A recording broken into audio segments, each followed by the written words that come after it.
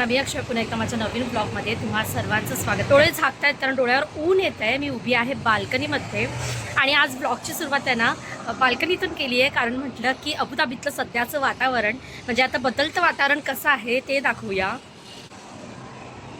तर आता ना क्लायमेट चेंज होतंय, थोडासा थंडावा आहे अजूनही वातावरणात, पण आता आहे ना गरमीला सुरुवात झालेली आहे। म्हणजे जे पण आता असं क्लायमेट होतं ना एकदम थंड थंड गार गार, तर ते आता चेंज होतं आहे आणि आता उन्हाला सुरुवात होते। तुम्ही बघू शकता बाहेर एकदम मस्त वाटतं पण, आणि सकाळी पाहाल ना तर पूर्ण फॉगी असतं, म्हणजे रस्ते सुद्धा ना थोडेफार ओले झालेले असतात। सर्व ज्या घराच्या काचा आहेत ना त्यावरती बाहेरून पूर्ण फॉग असतं। तर थोड्या वेळ बाल्कनीत उभे होते तर म्हटलं की चला बाहेरचं वातावरण दाखवूया, तुमच्यासोबत शेअर करूया। आणि ती अबुधाबीमध्ये आता सध्या वातावरण कसं आहे, सध्या इथे क्लायमेट कसं चेंज होत आहे। फार थंडी होती आणि आता क्लायमेट चेंज होत आहे, त्याच्यामुळे ना आजारी पडण्याचं प्रमाण सुद्धा थोडं जास्त होतं मुलांमध्ये मोठ्यांमध्ये सर्वांमध्येच। आणि ज्यावेळी ना एकदा मला आठवतं खूप जास्त फॉग होतं आणि त्यावेळी ना आर्विकची स्कूल जेव्हा येते त्यांना घ्यायला सकाळी पिक करायला ना, त्यावेळी पोलिसांनी अडवली होती, कारण या सगळ्या मुसफ्फावरून स्कूल बसेस येतात। म्हणजे इथून बाय कार समजा 1 तासाच्या अंतरावर एवढं डिस्टन्स आहे, तर येताना मग हायवेला खूप फॉगचं प्रमाण जास्त असतं ना, त्यामुळे तिथे अडवली होती बस। तर मग पोलीस असं सुद्धा करतात। आणि आजच्या व्लॉगमध्ये मी तुमच्यासोबत शेअर करणार आहे मेथीचे लाडू। तर थंबनेलवरून तुम्हाला समजलंच असेल, कारण आहे ना मेथीच्या लाडूसाठी आहे ना मला बऱ्याचदा रिक्वेस्ट आली, तर मी म्हटलं की चला आज मला बनवून द्यायचे आहेत तर शेअर करूयाच। चला मग आता सुरुवात करते, कारण मेथीच्या लाडूला वेळ लागतो आणि मी कशी बनवते आज ते सर्व तुमच्यासोबत शेअर करते। चला, तर मेथीचे लाडू तर आपल्याला माहितीच आहे किती हेल्दी असतात, फक्त बाळंतिणीसाठी नाहीच तर प्रत्येक स्त्रीने कधीही खाल्लेच पाहिजे। आणि शक्यतो थंडीच्या दिवसांमध्ये खूप जास्त मागणी असते मेथीच्या लाडूसाठी, कारण त्यामध्ये सर्व उष्ण जिन्नस आपण घालतो आणि प्रत्येक जिन्नस हा खूप फायदेशीर असतो आपल्या शरीरासाठी। कंबरदुखी, पाठदुखी, प्रत्येक अवयवाचं जे दुखणं असतं ना त्यावरती एकदम चांगला उपाय म्हणजे मेथीचा लाडू आहे। अगदी दररोज 1 लाडू जरी खाल्ला ना तरी भरपूर फायदेशीर आहे। आणि मेथीचे लाडू बनवण्याचे ना प्रत्येकाची वेगवेगळी पद्धत असते। काही जण मेथी आहे ना दुधामध्ये तुपामध्ये असं भिजत ठेवतात वगैरे, त्याचा कडूपणा कमी होण्यासाठी वगैरे। पण मी आज जी माझी पद्धत तुम्हाला दाखवणार आहे ना अगदी साधी सोपी आणि झटपट 3 ते 4 स्टेप्स मध्ये, म्हणजे विसरायला होणार नाही, काहीही चुकायला होणार नाही। आणि मी ज्या प्रमाणात बनवते ना त्या प्रमाणात तुम्हाला सांगणार आहे। आणि इथे मी 2 कढया घेतलेल्या आहेत, दोन्ही बाजूला पटापट सर्व भाजता येतं आणि त्यानंतर आहे ना एका कढईमध्ये भाजलेलं दुसऱ्या कढईमध्ये टाकता येतं। सर्वात महत्वाचे 3 जिन्नस मेथीच्या लाडू मधले ते म्हणजे गव्हाचं पीठ, सुकं खोबरं आणि रवा। या 3 गोष्टींना ना भाजण्यासाठी सर्वात जास्त वेळ लागतो, तर ते भाजून घ्यायचे। तर इथे एका कढईमध्ये ना मी 1 वाटी गव्हाचं पीठ, तुम्ही कोणतीही आपली घरातली आहे ना एक मध्यम आकाराची वाटी वापरा, किंवा 1 कपचं मेजरमेंट घेतलं ना तरीही चालेल। तर इथे मी ही माझी नेहमीची वाटी आहे, तर इथे मी 1 वाटी गव्हाचं पीठ घेतलेलं आहे ते घालते। तूप न घालता मी कोरडंच ह्याला भाजून घेणार आहे। त्यामागचं कारण की जेव्हा सुखं असतं ना त्यावेळी ते चांगलं परतलं जातं, त्याच्यामुळे सगळ्या बाजूने ना पीठ समान भाजलं जातं आणि मग साधारणतः 5 ते 7 मिनिटांनी त्यामध्ये आपण तूप घालत घालत ते भाजून घेणार आहोत। इथे एकीकडे गव्हाचं पीठ भाजलं जाते, तर दुसऱ्या कढईमध्ये मी तूप न घालता कोरडंच 1 वाटी पूर्ण भरून सुकं खोबरं भाजायला घेते। आणि आज मी हे जे प्रमाण दाखवते ते अर्धा किलो मेथीचे लाडू, त्याच्यापेक्षा जास्तच होतात। अर्धा किलो मध्ये 16 मीडियम आकाराचे लाडू बसतात। प्रत्येक जिन्नस आहे ना खूप चांगला भाजून घेते, म्हणजे आता लाडू खूप दिवस चांगले टिकतात। तर आता इथे मी घालते आहे 1 स्पून तूप। तूप आहे ना नेहमी मध्ये घालायचं, चांगलं ते मेल्ट होतं, तापतं आणि मग सर्व आहे ना त्यामध्ये मिक्स करून भाजायचं। तर इथे ना सुकं खोबरं तुम्ही बघू शकताय की कसं भाजलंय मी अगदी लालसर, कारण सगळं खूप चांगलं भाजलं जाणं खूप इम्पॉर्टंट आहे। तर लाडू चवीला सुद्धा चांगले होतात आणि आहे ना टिकतात सुद्धा, महिन्यापेक्षा 1-2 महिने आरामात हे लाडू असेच्या असे राहतात जर असे तुम्ही भाजले व्यवस्थित। तर आता 4 ते 5 मिनिटांनंतर कंटिन्युअसली परतवत गव्हाचं पीठ मी इथे कोरडं भाजून घेतलेलं आहे। तूप घालून ते पुन्हा भाजून घेणार आहे आणि बघू शकताय मगाशी पांढरा दिसणारा गव्हाचं पीठ 4 चमचा तुपामध्ये एकदम स्लो गॅसवरती कंटिन्युअसली 10 मिनिटं भाजत त्याचा रंग कसा झालेला आहे। आता मी हे या कढईमध्ये काढून घेते आणि तिसरा जिन्नस ते म्हणजे पाव वाटी रवा, आपला जो नॉर्मल जाडा रवा असतो तो मिक्सरला थोडासा फिरवून घेतला तरी चालेल, किंवा असा जसा असतो नॉर्मल तसा घेतला तरी चालेल. तर इथे पाव वाटी रवा कोरडा 2 मिनिटं भाजून घेतला. यामध्ये मी घालते 1 स्पून तूप. आणि आता यामध्ये हा रवा आहे ना व्यवस्थित भाजून घेते. तर मगाशी मी सांगितलं की सर्वात पहिल्यांदा 3 जे जिन्नस आहेत जे भाजायला सगळ्यात जास्त वेळ लागतो ते म्हणजे गव्हाचं पीठ, सुकं खोबरं आणि रवा एकदम स्लो गॅसवरती शांतपणे भाजायचं असतं. तर ती पहिली स्टेप आपली झाली, जे तिन्ही आपण या कढईमध्ये भाजून घेतलेलं आहे. आणि सर्व एका बाजूला करण्यामागचं कारण म्हणजे इथे आता कढईत जास्त तूप घेतलेलं आहे कारण आपल्याला तळायचं आहे डिंक. तर इथे अर्धा किलो लाडूसाठी मी 50 ते 60 ग्रॅम एवढं डिंक वापरते. आणि डिंक आहे ना तो आता तळायचा आहे आणि इथे एका बाजूला टाकायचा आहे. तर इथे ना एका बाजूला ठेवायचा तो. आणि डिंक मी मिक्सरला लावत नाही कारण मग त्याची पावडर होऊन जाते, एकदम चिकट चिकट होऊन जातं. तर तळून आहे ना तो मी इथे एका साईडला ठेवणार. तो थंड झाला ना की मॅशरच्या साह्याने मी तो मॅश करणार, म्हणजे छोटे छोटे दरदरीत त्याचे तुकडे होतात. आणि त्याच्यामुळेच इथे मी जागा केलेली आहे. आणि पलिता सुद्धा क्लीन केलाय कारण ह्याला पीठ आणि रवा होता तर तो पूर्ण ह्याच्यामध्ये जातो तुपामध्ये आणि मग जळतं ते, त्यामुळे मी तो क्लीन केलेला आहे. आणि इथे ना आता एक डिंक टाकून बघते, तो मस्त फुलला की थोडं थोडं डिंक घालत घालत त्याला खूप जास्त तूप घालायचं, त्याच्यात तळून काढायचं असं नाही. तर थोड्याशा 2 चमचे तूप मी घातलं, ते चांगलं तापू दिलं आणि त्यामध्ये ना असा हलवत हलवत डिंक पूर्ण फुलू द्यायचंय. आणि तो आहे ना असा कढईत एका बाजूला काढायचा. खूप जास्त भांडी न भरता 2च कढई वापरून मेथीचे लाडू इथे मी कशी करते ते तुम्हाला दाखवते. खूप जास्त तुपाच्या भांडी नको, खूप जास्त पसारा नको.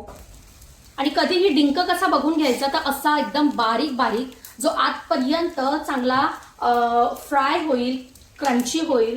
खूप मोठा मोठा असा डिंक घ्यायचा नाही तर मग तो आतमधून आहे ना कच्चा राहू शकतो. डिंक थोडं थोडं घालायचं म्हणजे त्याला फुलायला जागा मिळते आणि ते व्यवस्थित आतपर्यंत फ्राय होतं.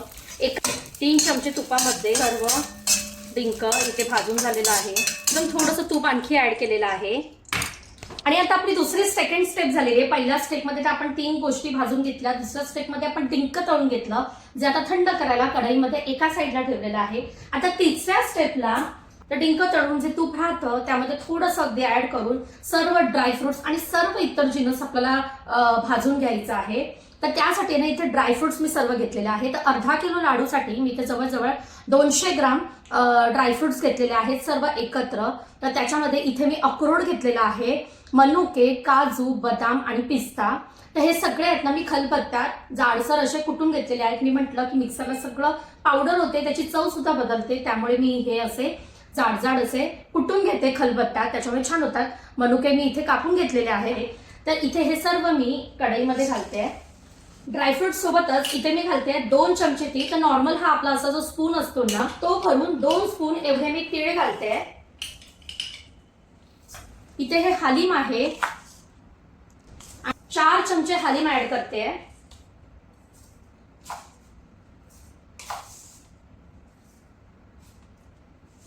आणि ओवा,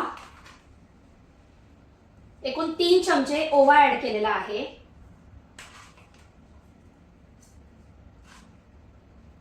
आणि यामध्ये मी आता अर्धा स्पून तूप घालते आणि अगदी स्लो गॅसवरती हलकं 1-2 मिनिटं, कारण हे सगळं भाजायला खूप वेळ लागत नाही, 1-2 मिनिटं छान परतवून घ्यायचं तुपात. जितकं शक्य आहे तेवढंच सर्व उष्ण पदार्थ घालून लाडू करायचे. त्यामुळे काय होतं माहितीये, लाडू पौष्टिक तर होतातच शिवाय चवीलाही छान होतात. आता हे सर्व घालण्याआधी एका बाजूला हा जो आपण डिंक घालून ठेवलाय तो आता थंड झालेला आहे. हे भाजेपर्यंत डिंक सुद्धा थंड होते. किती झटपट आणि व्यवस्थित बारीक झालाय, अजिबात मिक्सरला वगैरे लावायची काहीही गरज नाहीये. अशी भरट झाली आहे, त्याच्यामुळे दाताखाली येणार त्यावेळी कळणार सुद्धा की आपण लाडूमध्ये काय काय घातलेलं आहे ते. आणि हे जे सर्व ड्रायफ्रुट्स आणि सगळं आपण एकत्र ओवा, तीळ, हालीम घालून भाजून घेतलेलं आहे ना ते सर्व सुद्धा आता मी यामध्ये ऍड करते. यामध्ये मी घालते पुन्हा थोडंसं तूप आणि इथे मी घेतलेलं आहे 50 ग्रॅम खारीक पावडर. आणि अगदी स्लो गॅसवरती फक्त अर्धा मिनिट इथे मी ही खारीक पावडर भाजून घेतलेली आहे. हे सुद्धा मी यामध्ये काढून घेते. पुन्हा इथे मी घातलेला आहे 1 स्पून तूप. आणि आता सर्वात महत्वाचा जिन्नस तो म्हणजे मेथी. तर इथे आहे ना मी घरीच मेथीची पावडर करून ठेवते. तर मी सांगते कसं करते. तर मी मेथी आहे ना कढईमध्ये ड्राय रोस्ट करते, म्हणजे कुठल्याही प्रकारचं तूप तेल न घालता. आणि त्यामध्ये आहे ना 3-4 लवंगा, 3-4 काळी मिरी, 3-4 छोटे छोटे दालचिनीचे तुकडे असं घालायचं, कारण ते सुद्धा खडे मसाले सुद्धा गरम पदार्थ असतात.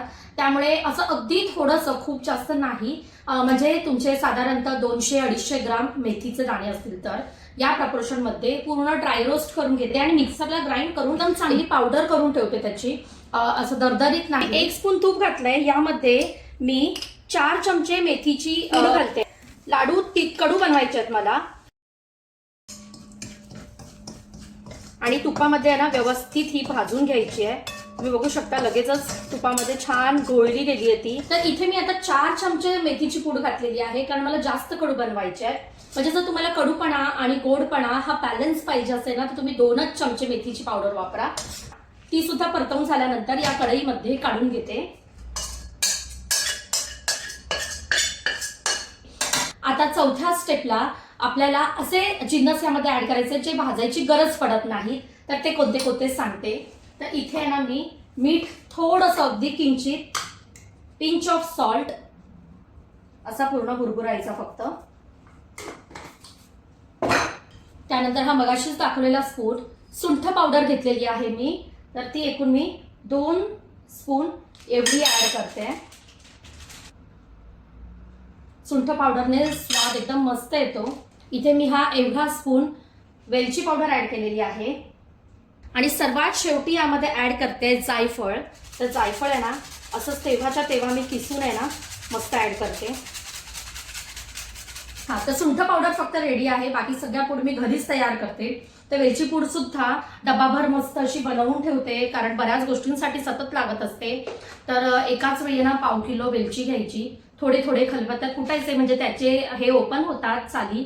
आणि आरवी किंवा मंदार आम्ही रात्री जेवून झाल्यानंतर ज्यावेळी टीव्ही बघत बसतो ना त्यावेळेचं हे काम असतं. मग मी अशी खलबत्त्यात कुटून देते, म्हणजे ते ओपन होतात, ते दोघं सोलतात. असं बरेच जण वेगवेगळ्या मेथडने वेलची पूड घरी करून ठेवतात. तर आता मेथीच्या लाडूमध्ये जेवढं आपण सर्व जिन्नस वापरतो ते सगळं भाजून इथे एकत्र घेतलेलं आहे. आणि सर्वात शेवटची स्टेप ती म्हणजे गूळ मेल्ट करून घालायचा आहे. तर इथे कढईमध्ये मी 2 स्पून इतकं तूप घेते.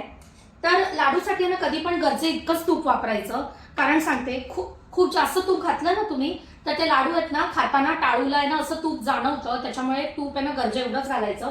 तर इथे आता तूप मेल्ट होत आहे. अर्धा किलो लाडूसाठी गुळ किती घ्यायचा? 100 ते 150 ग्रामच्या प्रमाणात. तर आता मला हे लाडू जे करायचे आहेत ना ते कमी गोड आणि जास्त कडू करायचे आहेत. त्यामुळे 2 चमच्यांच्या ऐवजी इथे मी 4 चमचे मेथी पावडर वापरलीस. आणि गुळ मी आहे ना 140 ग्राम घेतलेला आहे, 150 ग्राम न घेता.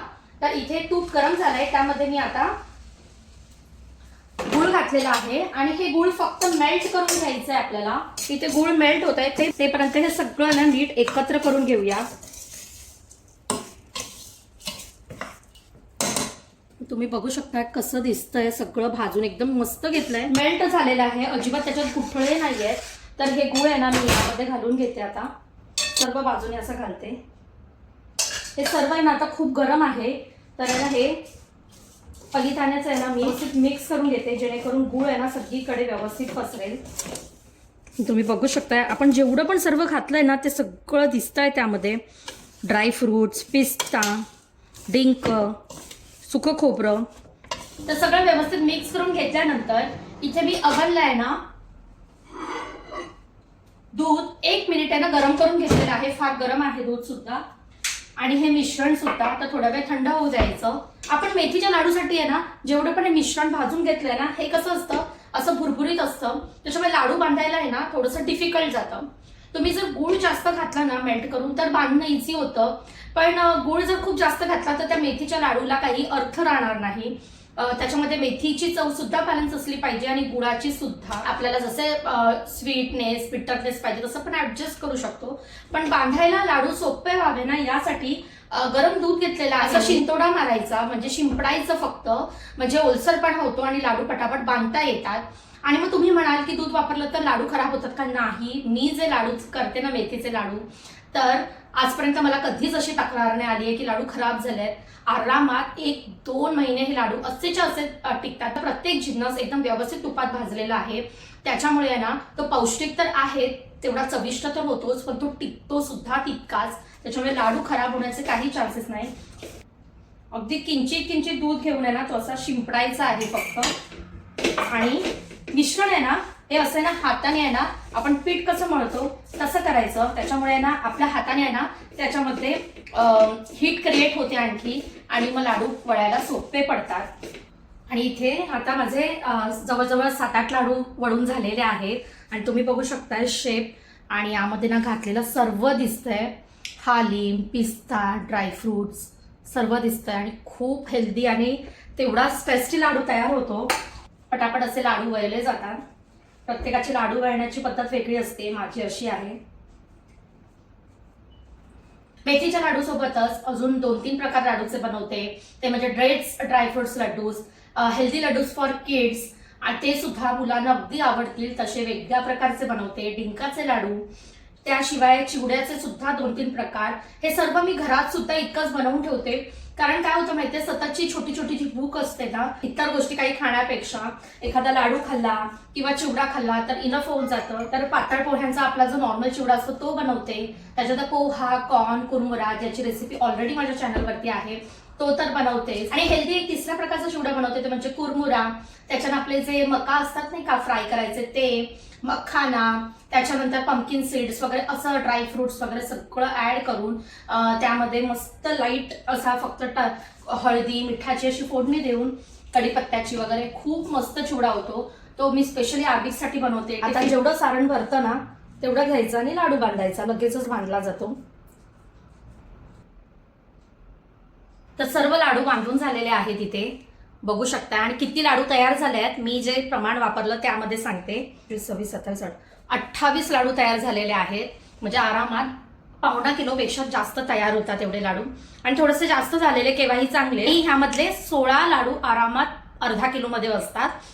मग ते कोणतेही असू दे, मेथीचे असू दे, ड्रायफ्रुट्सचे असू दे. तर आजचा हा मेथीच्या लाडूच्या रेसिपीचा ब्लॉग रिक्वेस्टेड होता. आय होप ज्यांनी पण रिक्वेस्ट केली होती आणि इतर सर्वांनाही आजचा ब्लॉग आवडला असेल. ही रेसिपी अगदी सोप्या पद्धतीने मी सांगितलेली आहे, काही स्टेप्स मध्ये. आणि नक्की करून पहा कसे होतात लाडू, मला कमेंट मध्ये नक्की सांगा.